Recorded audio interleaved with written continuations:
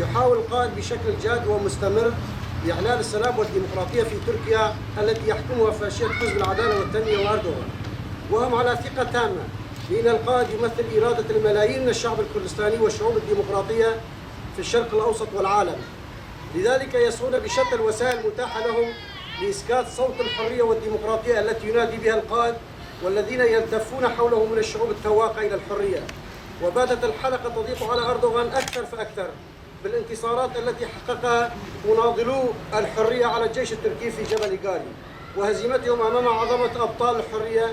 لذلك الفاشيون الأتراك يلتجئون إلى الوسائل الخبيثة على القائد آبو للتغطية على فشلهم وهزيمتهم رغم استخدامهم للأسلحة المحرمة دوليا وقتل أسراهم دون أن يرث لهم جفن. هكذا هم الفاشيون دائما يفعلون ما يروق لهم للتغطية على هزائمهم المتكررة أمام حركة حرية كردستان.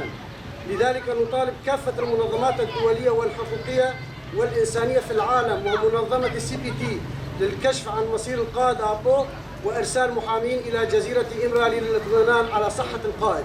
عاش القائد آبو، الخزي والعار للفاشية تركيا وأردوغان، النصر للشعب الكردستاني وكافة الشعوب التواقع إلى الحرية. مجلس منطقة التمر.